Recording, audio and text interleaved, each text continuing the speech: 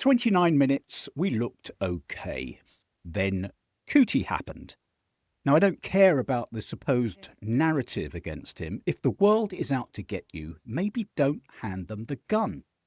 But here's the saving grace. He apologised to his teammates afterwards, so it's all good. Udogie hobbled off. Romero is out for 4 games, so we're down to 9 first-teamers, Cootie. On the bright side, Sousa looked like a footballer, which begs the question, why did we buy him?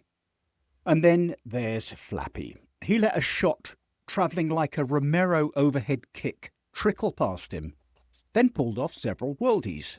Plus change, he said pretentiously.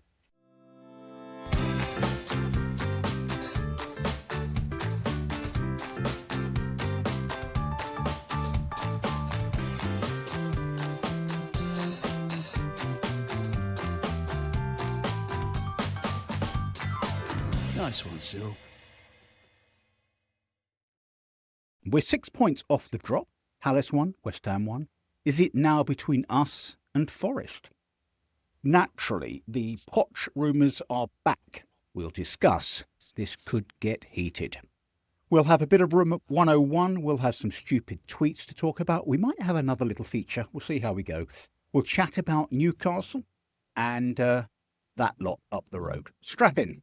It's Nice One, Cyril.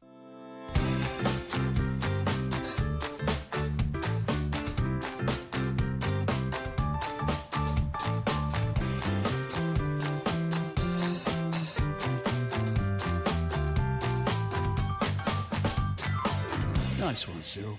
So welcome to Nice One, Cyril. I'm alleged comedian and impressionist Simon Lipson. With me today, Julie Welch, who's seen and written about everything, but has learned nothing, because she still supports Spurs. Hollywood's Lee Brown, whose disguise when he goes shopping is his actual face. And Kevin Acott, the only man I know who will look at a gorgeous sunrise and say, yeah, but it'll be dark later. So there we are. That's our little panel for tonight. I've gone a bit Jimmy Carr there, haven't I? I've gone a bit Jimmy Carr. No call for that. Let's start with Man United then. As I mentioned in the opening, Julie, we started well. We were in the game. You know, we were passing the ball around, sometimes even in their half. And then Cootie did his idiot thing, got a red. Let's just concentrate on the first 30 then. What was your impression of our performance up till Cootie's madness? I kept telling myself, don't lull yourself into a sense of security because disaster is about to happen. Now, I have this theory, and I think, I'm punishing myself for not having clocked it earlier.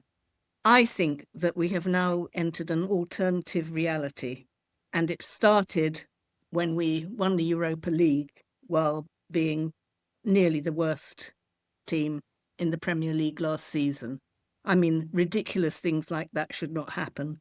So when Cootie did his thing, I just thought, yes, we've definitely entered an alternative reality where the captain slags off the board of owners for not buying enough players. And then he, gets a red card and is now not available to something like, till something like, I don't know, November 2027 or something like that. Yes.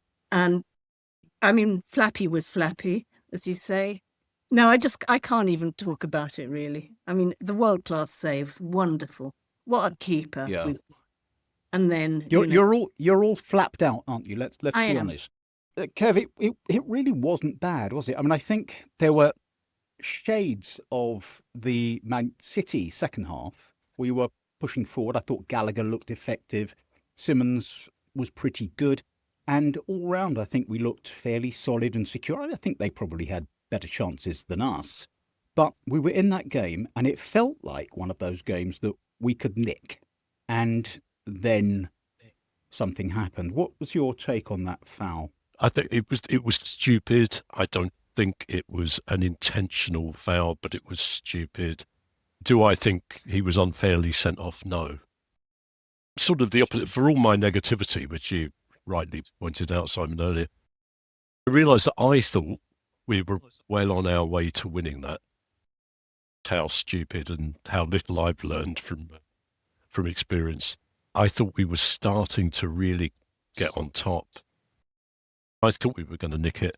And then as soon as he did that, you just thought, we're not good enough. We're not good enough to actually make the most of, 10 men. And we played like 8 or 9. And we gave the commentators a sort of opportunity to rave about how wonderful Man United were, which was incredibly irritating because they weren't that good. They were mediocre, and I'll say they're not quite there for the taking, but certainly we didn't have to fear them at that point. And then after that, all bets were off. I mean, we did do pretty well against Liverpool with 10 men and 9 men, but there was never a sign of that, Lee, was there, after QG went off? It was just an hour of grind and defending. I just echo what you guys said before. We did look like we were in it. It ebbed and flowed. They could have scored. We could have scored. I thought we knocked it around nicely. But after we pressed the self-destruct button, and I did think it was harsh, but then I think he's also earned it. He does have a reputation that follows him, but that is a well-earned reputation, I'm afraid. Which then brings us on to, I think he's got about 8 yellow cards at the moment. If he gets another one, it's another 2-game ban he gets. And he will get another yellow card, So he is causing us a problem. And after he went off, I just kind of felt, well, this game over. And then as soon as I thought, it went on for a while longer. I thought, oh, hang on, we are being quite resolute here and resilient. And we're backs against the wall, who knows? All the while thinking if one goes in, that is definitely game over. But, I have to say, this game for me wasn't on Frank at all. For all his faults, and you know that I don't think he's the right man, but this definitely wasn't on him. It was on Romero for reducing us to 10 men against a team in form. But I thought the rest of them played pretty well considering, and we could have nicked it. I fancied it towards the end, could have nicked a draw, but, wasn't to be the case. There weren't too many chances created, in fairness. To me, it looked a bit like we've accepted our fate here. This is not the game where we're going to get anything. So let's save it for Newcastle. I don't know, but there was a look of shrugged shoulders and resignation for me about the whole performance after Kuti went off. I don't think this has anything to do with Frank. I think he set us up pretty well and we were doing okay. The thing about Kuti is this, we talked so many times about his heroics, but there comes a point really when you have to say, is it, he instantly negates himself. Like the goal he scored against Burnley came after an error which gave away a goal. And getting sent off does not help our cause. It never can. It's impossible. And I just wonder, here he is, 4-game ban. He'll get another 2-game ban. We've only got 13 matches left. Is he saving himself for the World Cup? I think it's all summed up by saying he is our best player and he's our worst liability. The ultimate paradox, isn't it? Because we are a worse team without him. There has been talk that, he's auditioning for Real Madrid. And, of course, he's got absolutely the right personality for Real Madrid. And they've got so many fantastic players that if he gets sent off at Real Madrid, there's always somebody else who can come in and, be the replacement bastard. So I think that when he got sent off, I just thought, okay, that's the end.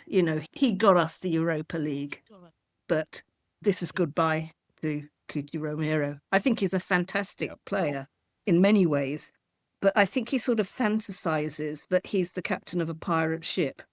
He's got that sort of vibe about him. And it's quite obvious that nothing will change him.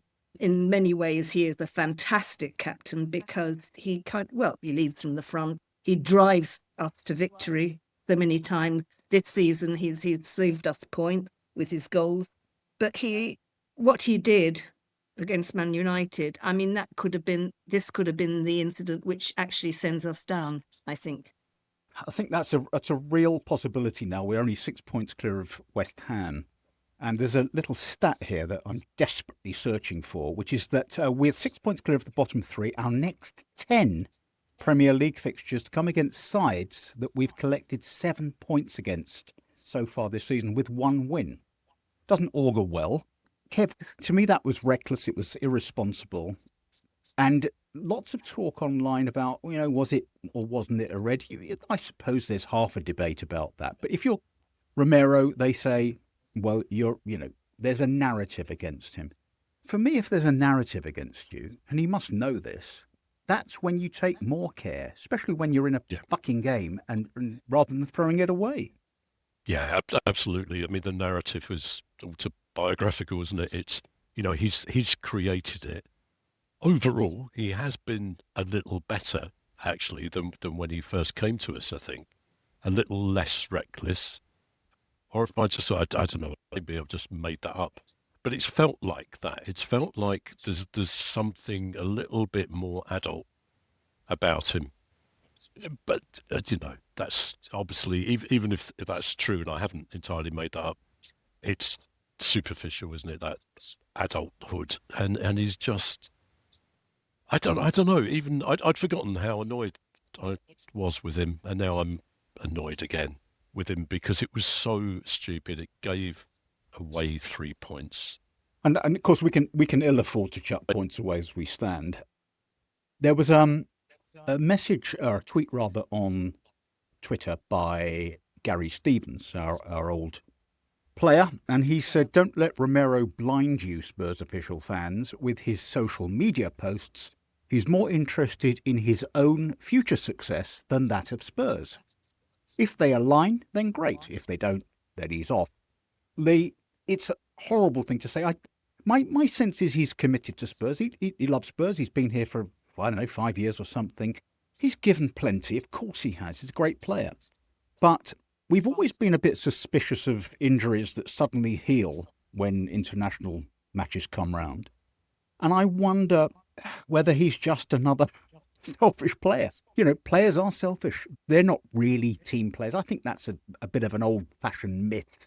The Steve Perrimans and the Dave Mackays, they were committed. They were heart and soul. I just don't think that's true of many players, if any, these days. And I think possibly that Kuti exemplifies that as much as anyone else. I don't doubt that he feels affection for the club, and I don't doubt that he actually does care as well. I mean, he's a full-blooded player. Everyone knows what he's like. Even before he joined Spurs, everyone knew what sort of player he was. He sort of plays to the mean, doesn't he? So however well or badly we're playing, he seems to sort of mimic that. But I can see him, looking for a move to Real Madrid. Whether he's angling for it, I don't know. But I mean, why wouldn't you? You'd trade Spurs for Real Madrid if you could, and I think he would do really well there. I'm loath to throw him completely under the bus because he really is one of our best players. Yep. And I really hope we don't sell him next season, because when we start jettisoning, your best players, you end up a relegation fodder team. And I suspect if we're not very careful, I mean, we've got to spend a lot of money just to catch up, let alone, remain in the Premier League next season, let alone sort of bridge any gap. So for me, we need to accept his foibles and start building the team around people like him and Van der Ven, because, whatever it takes to convince him, whether we can, I don't know. Maybe he is looking for that out. I hope not. Yeah, I mean, obviously you don't want to lose players of high quality. That goes without saying. It does feel to me, and I've said this before on the pod, that he's writing his own transfer request with all of this stuff, having a go at the board. It's troubling because, he was given the captaincy, he was given a new contract, and you kind of hoped that would be a more of a turning point. He wasn't too bad, actually, under Ange, was he? He didn't get sent off every 5 minutes. He did okay, as Kevin guessed earlier on. There was something that Frank said afterwards, and he said, I'm not going to do the Frank impression. Sorry, everyone. I know you're waiting for it. He said, no regrets about making him captain. He's apologised to his teammates in the changing room. I think he should be apologising to me and you and everyone else, because that's who he's let down. There are thousands of fans travelled up in hope and expectation. We're all sitting there watching from behind the sofa. It's us, we pay his wages, all that stuff, the usual bullshit, but it actually applies, Julie. And I think there's a much bigger question here than, is he apologetic? Is he contrite? I don't give a fuck about that. There's a bigger question. And right now, I hate to say it, but we are in the relegation mix. I think, as you say, the days are long gone where there were players who actually did consider the fans. I mean, were I to go full Steve Perryman and Bill Nicholson was always the bloke who said, it's the fans paying your wages, so they're the ones that you've got to please.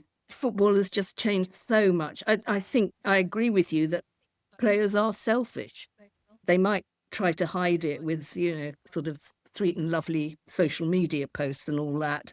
But if I was in a bitter old lady mood, I'd say the game has gone. It hasn't, of course. But I mean, basically, Ramiro doesn't give a toss about the fans. I wouldn't have thought, which is another reason why he shouldn't really be captain, I suppose.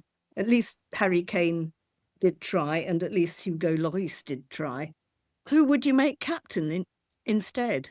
I mean, you can't make Ben Davies captain now because he's crocked. But, who else is there now? There's only Mickey van der Ven, I would say, who's got sufficient gravitas and playing ability to be respected enough as a captain. And he did okay as a captain in Ramiro's absence. So I suppose it would be him. But, I mean, as we now look at it, Kev, we bought Gallagher. We thought we bought Sousa to be sort of bench fodder at best. And inevitably, down goes Udogie for the 100th time. And on he comes. What did you make of Sousa? I mean, the little we saw of him, I thought he looked good. And everything I've read about him suggests that this is a good player who's going to be a very good player. Whether the throwing him in, now he's not ready or not, I don't know. But he's going to be playing, isn't he? And it might work. It might work for him. He might grow up very quickly and develop very quickly. So there's me being positive again. Let's move on a little bit. Lee, on another podcast, I'm not naming names because we don't want to give free publicity to the opposition's competition, but it was said, and I think it's quite a good point, that Thomas Frank is not an impact manager. He's not the manager bounce guy. He's the builder. And he did this at Brentford. And I'm going to pretend that's my point. Okay, I've just come up with that.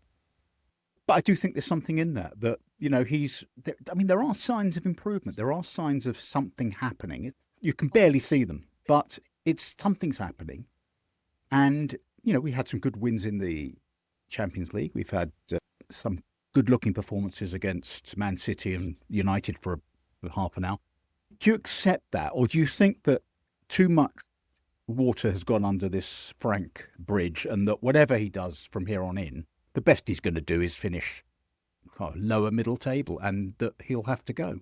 Well, Occam's razor suggests that you're right, because you can see what has happened at Brentford. They look like a secure club now. The foundations are in place, and whatever manager they've got in charge, somebody we'd never heard of, and the club's still doing very well.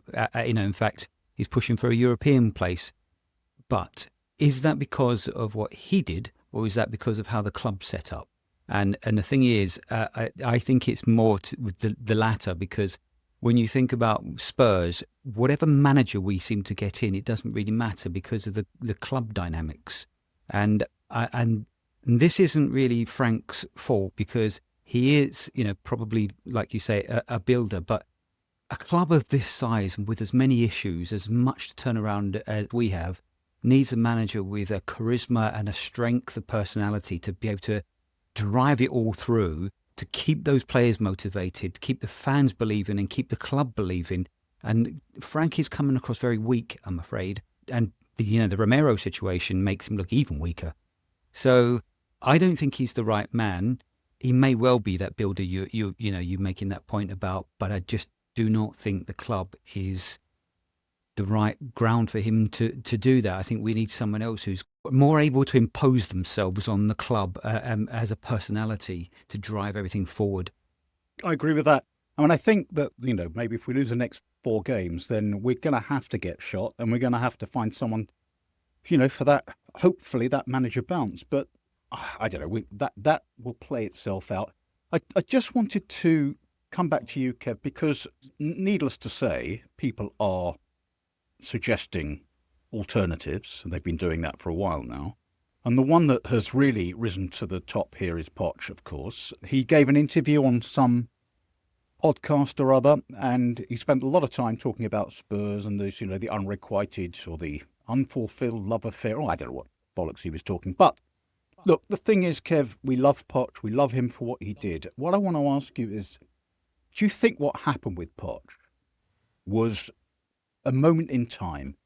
He was the right man at the right time with the right squad, and it came together with this sort of magic that he is magic, but that bringing him back might be counterproductive. It might be, as well, Julie's got a fabulous phrase for this, and I'll let her use it later. But I personally think it would be a huge mistake. I'm not sure. I've been sort of veering towards Poch actually today, because if we're realistic, we are not really going to, and unless there's a complete change of ownership, which we know is possible, but at the moment doesn't look like it's going to happen. I just like a bit of that old romance back. Whatever sort of faults he had, and that last season was horrible under him. How much of that was him, and how much of that again was the squad? There was a bit of each.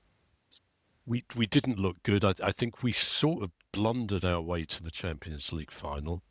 I think he made one or two errors there. So I'm not being sentimental, but I am. I am really. I think from an emotional point of view, I think we all need that.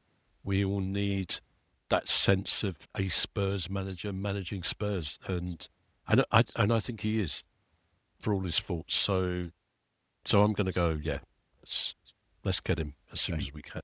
Julie, taking this discussion on, I know where Lee stands, and I'm sure he's going to make the case for Poch very, very strongly shortly. My sense is that it's a sentimental appointment if we bring him in. He hasn't done a great deal since he left us. I didn't think he did a great deal before he joined us, actually. And that's why I feel as though, as I say, it was a moment in time.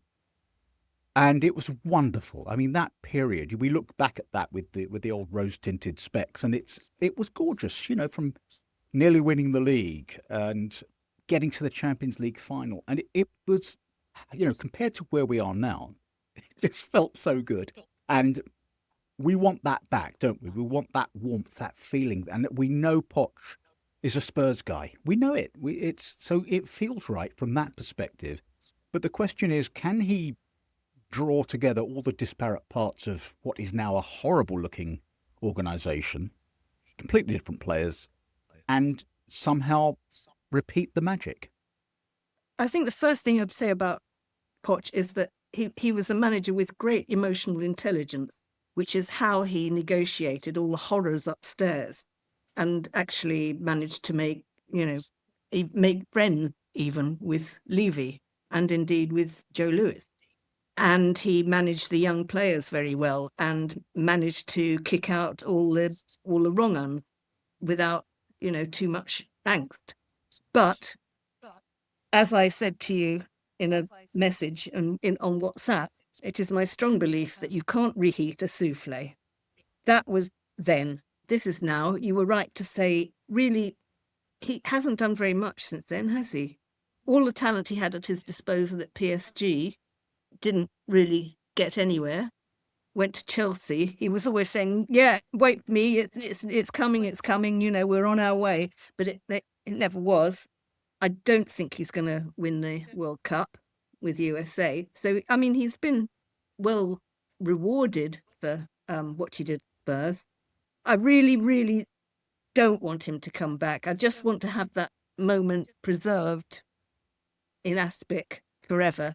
It was the most wonderful few years to be a Spurs supporter. I was actually proud to be a Spurs supporter. I could walk into our local butcher where the owner is an Arsenal supporter, and I could boast. I hadn't experienced that for so long, and just that sublime 2-3 years, it was happening. It was wonderful, and I just don't want him to spoil that kind of rosy image that I have of that period by coming back to the shit show that this club now is and not being able to do what he did last time, because that time has passed. I will say, though, that if we sink into the Championship, I would back him as the manager to get us out of the Championship with a team of very young players. Like, well, we've got some, haven't we? Mikey Moore, Have. Yes, Mikey. Who's that? Yep. who is obviously Ronaldinho and Carlos Alberto and Pele all rolled into one. So if we go down into the Championship, I would say, yes, Poch, come back. But if we just get rid of Thomas Frank and we're still by the skin of our teeth in the Premier League, oh, no, just please no. No, he's not the guy.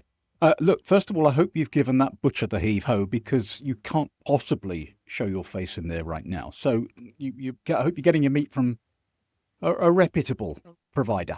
There is an alternative in Blackheath where I should, take my custom. Phew.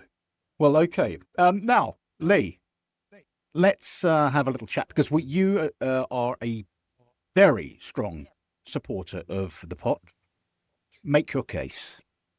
Let's start at the beginning. So to pick apart Julie's souffle anecdote, well, you can reheat a chili and it's better the next day. And let me just tell you, there are many managers that have gone back to their clubs that have done particularly well. Jose Mourinho went back to Chelsea and won the title.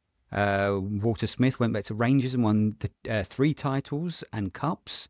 Ancelotti did the Liga and Champions League. Jupp Heynckes at Bayern won the treble and various titles. Zidane, likewise. David Moyes is doing pretty well at Everton, actually. Now, PSG, as you mentioned as well, Julie, sorry to come at you here, but they are a basket case, and their manager had to basically take them apart to be able to fix them. Poch wasn't allowed to do that. And yes, he's not have set the world alight since he left, because he went to another club that was a basket case and were just starting to play well when they sacked him. And they still are a basket case of a club who sack managers regularly. I just think he's an itch that we have to scratch. It may or may not turn out to be the best choice. I think it is. And the reason why is because I think he speaks like a leader. And I think Frank is a manager. Poch is a leader. And, when you talk about leadership, this guy understands. You mentioned the word, Julie, about emotional intelligence. He has that in boatloads. I remember when he was talking about certain players that he had spent time with, and he knew he had to spend more or less time with that player, gave them kind of ideas of the type of player he would like them to be, made them feel like, I think Kyle Walker said, he felt like was 10 foot tall when he walked out on the pitch. People like that are what would turn this club around, who are the sort of managers that really kind of can get in the minds of these players, because a lot of this, I think, is a mental issue with our players rather than anything else, because technically a load of those players you'd probably put in any, like Van der Ven walks in any team, right? So many clubs wanted Xavi Simons. And as for the USA, of course he's not going to win the World Cup with them. He's magic, but he's not that bloody magic. So get him back, because I think it's an instant win for everyone, the fans, and we can get that great big flag back out and put that out on the side with him. Remember the one? The one looks like he's a messiah on there. And this time, he won't be a naughty boy. First of all, let me just say, Lee, bravo on the best researched piece of punditry on this show ever. You reeled off every manager who's gone back and done well. You didn't reel off the managers who've gone back and been shit, but that's okay. That's okay, because it was still quite convincing. And do you know what? Debates work, though, Simon. No, they don't. Not on this show. But what I will say is, I think you made a very strong case for the passion and the feeling. And yeah, I get it. I completely get it. We want someone who's us, not someone who's a school teacher with long hair and pumps. Kev, who else could possibly come into this fucking stupid club of ours and do anything? Yeah, and who else would at the moment? I think you'd have to be an idiot to come into the club as it is. Although that's obviously contradicted by me saying I think Poch should come into the club as it is. I think he's got a very strong hand, actually, because I think the owners want to somehow turn things around with the fans.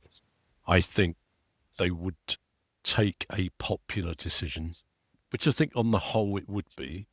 I know there's a lot of people are sort of wary at best of Poch, but I think he would be in a good position to say, I need guarantees, and that's about, we need at least whatever, sort of 5 decent, more than decent players to come into the squad. Otherwise, I'm not coming to you. And I think they would go with that because they have to. I don't know. Maybe there's someone else hanging around, but I suspect not. I don't think anyone else would come near us at the moment. So that, in a way, there's a sort of pragmatism as well as a sort of passion. It's not just about passion and emotion. Yeah, I think you make a great point. I think it's a strong PR move by the club if they bring him back, and I think all those empty seats at the top will start getting filled and you can also imagine the big homecoming, can't you, with Poch coming out, and it would be fantastically emotional. Do you know what? I'm getting tearful. Yeah. So do you know, Lee? I think you've talked me into it. Poch, it is. So we've now appointed Poch from ASAP. I think. Let's move on, shall we?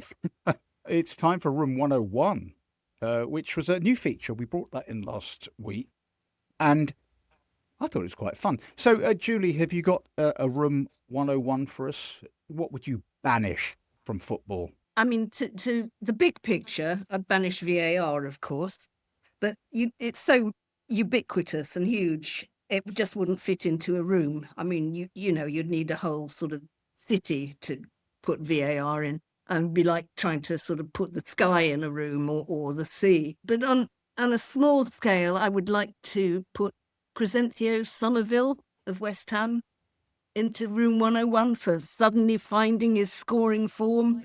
And a late candidate would also be Crystal Palace as well. I was relying on them to be even worse than us. And now, obviously they've turned it around. And what can I say? That's a lot to go in my room at 101. There's always hope that Brighton might sink like a stone, isn't there? So, Yes. that could happen. That they might rescue us. Lee, you got a Room 101 for us? It's actually a tactic, or, a really cynical tactic. It's the one where players go down just as your team is attacking in the hope of two things. Either that the referee will stop the attacking play, or that if a goal is scored, that they may well disallow it because there's been a foul in the build-up.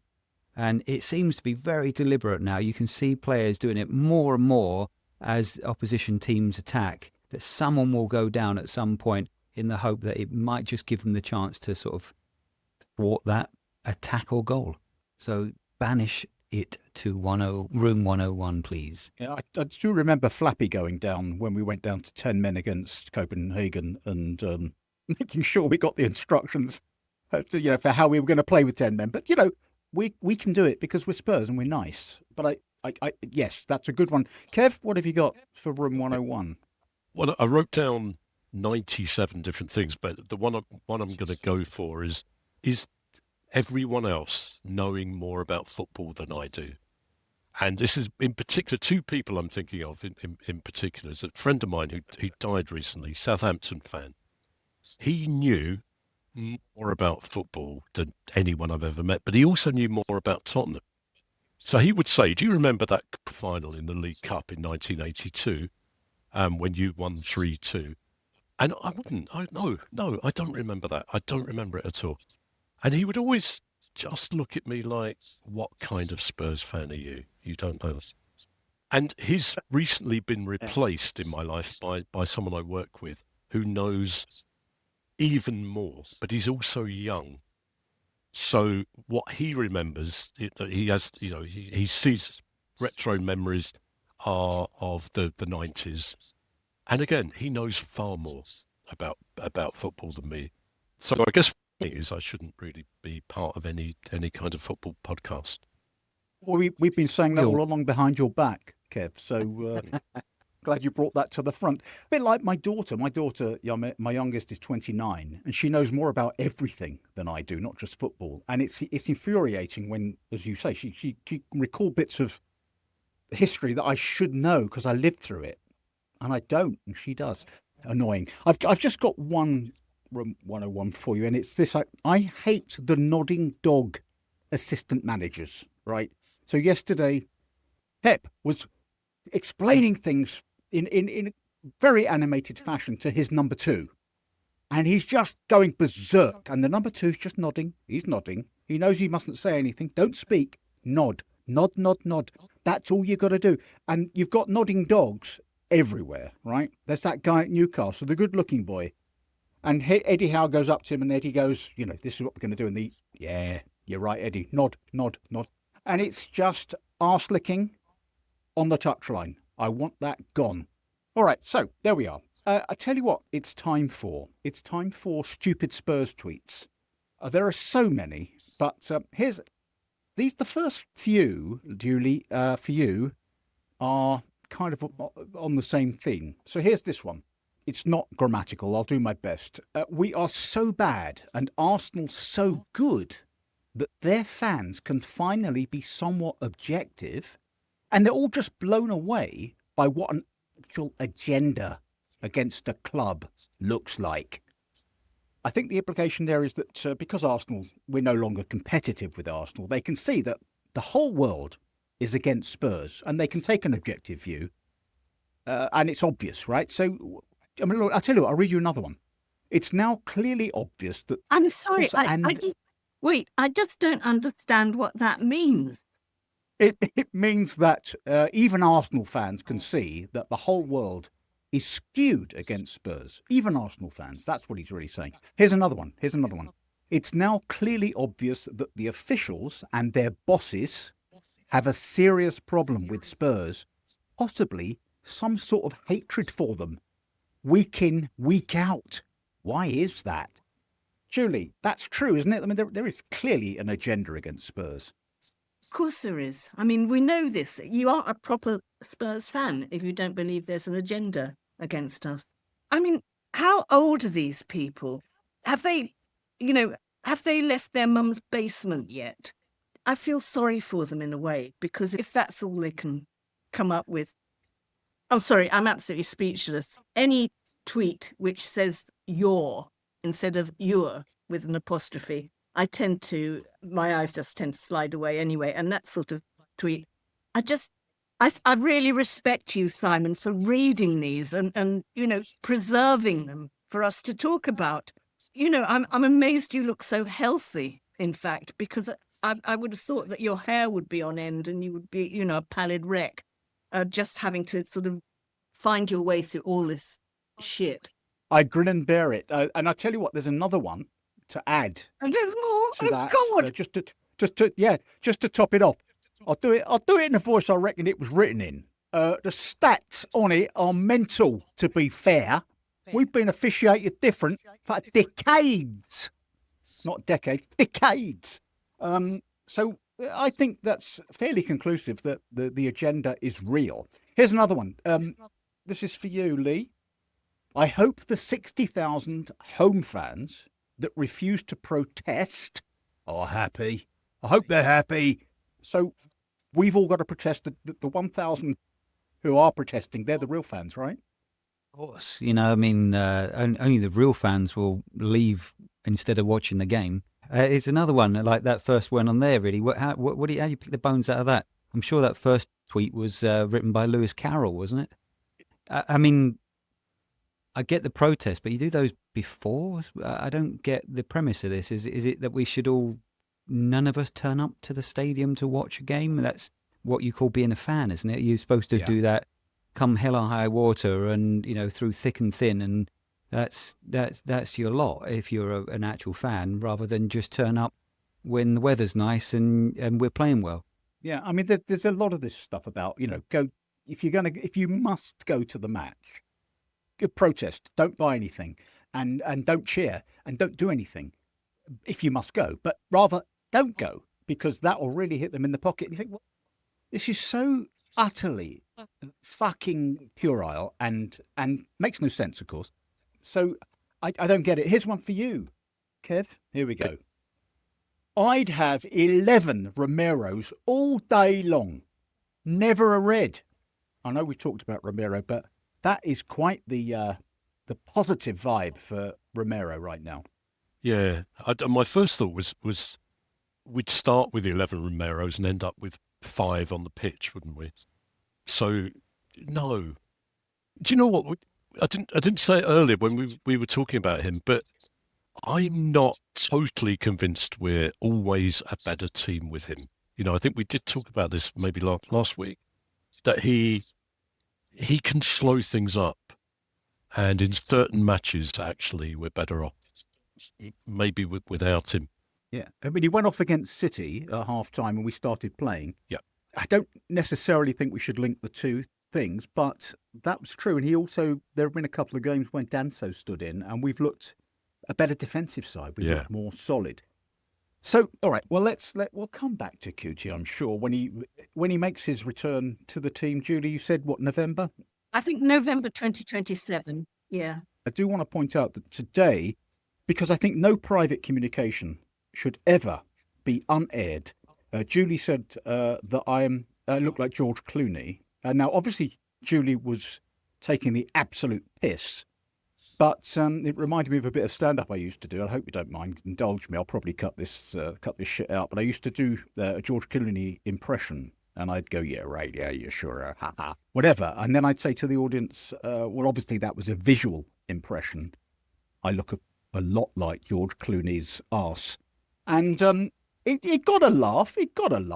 But you can see why I gave up stand-up. So, okay, stand-up gave me up. All right, let's...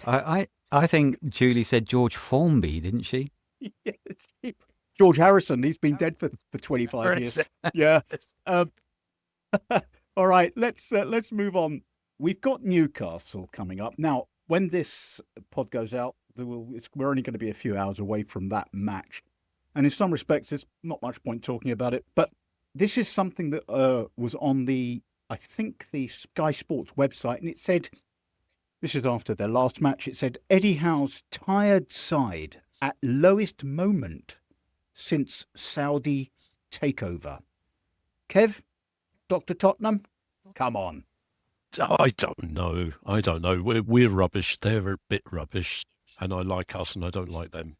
I used to quite like them, actually. Newcastle were always one of those teams that you could quite like. They always felt like a proper team until they were taken over. And now I don't like them at all. I think Eddie Howe's done an incredible job. I suspect under a lot of pressure, a huge amount of pressure that we don't necessarily see. They were looking good. They're not looking so good now. Not sure whether at the point of predictions, but I think a bit like I felt about Man United, we could win 4-0 or they could win 4-0. Don't know. Yeah. I mean, actually, that's my sense. Julie, we'll keep this brief, obviously, because the match will be done and dusted by the time a lot of our lovely listeners get to this. But a quick thought on scoreline. I think it's going to be Dr. Newcastle tomorrow. That's all I'm saying. All right. Well, we may hold you to that, Lee. I'm not confident because I just recollect the amount of times that we played them over the years. We always have a terrible game. It's always a real awful affair where it's 1-0 either way, and our confidence is shot to bit. Theirs is, but they'll know that they can get the crowd on our back quickly if they can be resolute enough for long enough. Yeah, I don't know. I think it's going to be another horrible game tomorrow. Yeah, the unknowables are too unknowable, if you know what I mean. Who knows which team's going to turn up? Are we going to be second half City? Are we going to be first half every other fucking game? I don't know. So let's see. Now look, there's a match coming up at the weekend. Kev, I don't know if you're aware of this. We're playing Arsenal. We're playing Arsenal.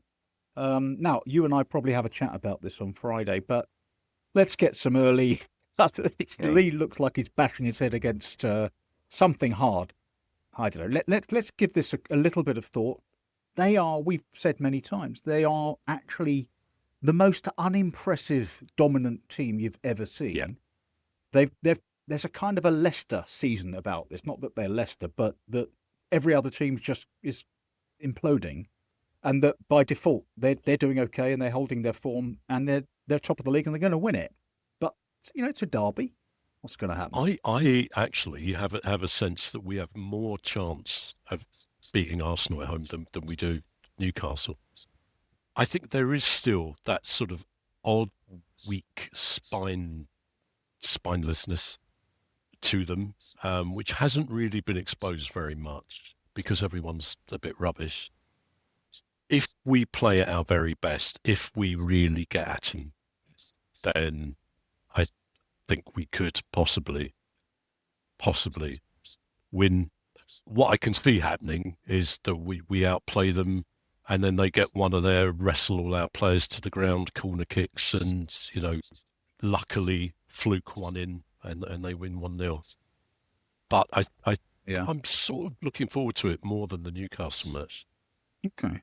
Julie, it's easy to diss Arsenal because they're Arsenal, right? But they are the team that's doing what needs to be done. And however unattractively, however unflairily, I don't know, that's a good word, isn't it? But there's not much to enjoy about watching them as a football side, but they're bloody effective. Yeah, I really don't want to sort of depress the dialogue, but we don't have a prayer. I mean, they are good.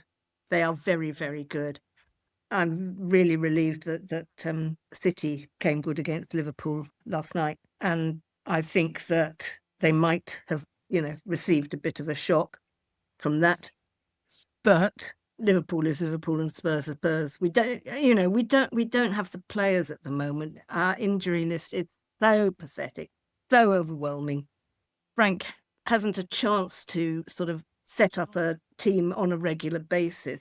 Nobody knows what they're doing because he has to change the lineup all the time because of all the injuries. It is something I really, really do not want to watch because it is lambs to the slaughter. Sorry.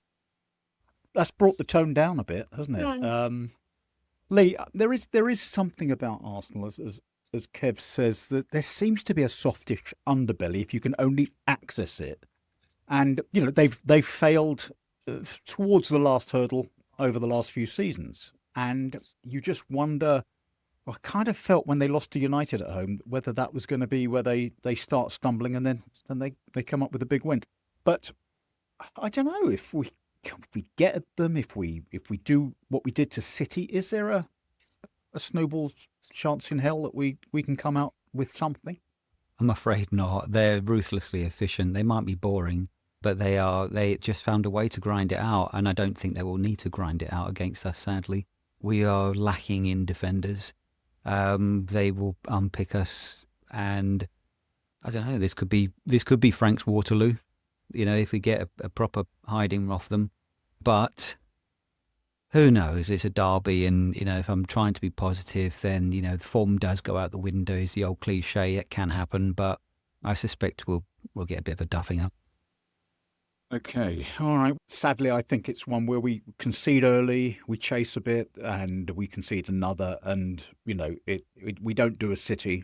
There's no way back. I don't think Arsenal are as susceptible to a stirring fight back as City. There we are. All right. Well, look, we are done for today. Covered a lot of ground. My thanks to Lee Brown, Julie Welch, and Kevin Acott. Brilliant as usual. Give us a follow on X. We are at Nice One Cyril Pod. We've got a website, www.niceonecyrilpodcast.co.uk. All of the episodes are on there, so you can catch up. And why not give us a follow or a subscribe on the podcast platform of your choice, and you'll never miss an episode. Thanks very much for joining us today. We'll be back, Kev and I, on Friday. Come on, you Spurs.